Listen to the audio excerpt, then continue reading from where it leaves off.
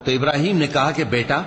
میں خواب میں دیکھتا ہوں کہ گویا تم کو ذبح کر رہا ہوں، تو تم سوچ لو کہ تمہارا کیا ارادہ ہے۔ انہوں نے کہا کہ ابا جان، جو آپ کو حکم ہوا ہے وہی کیجئے، اللہ نے چاہا تو آپ مجھے صابروں میں پائیے گا۔ اس طرح جب دونوں نے حکم مان لیا اور باپ نے بیٹے کو ماتھے کے بل لٹا دیا، تو ہم نے ان کو پکارا کہ اے ابراہیم، تم نے خواب کو سچا کر دکھایا،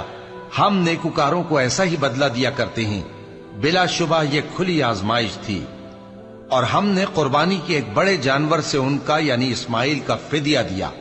اور پیچھے آنے والوں میں ہم نے ابراہیم کا ذکر خیر باقی رکھا کہ ابراہیم پر سلام ہو، نیکوکاروں کو ہم ایسا ہی بدلہ دیا کرتے ہیں،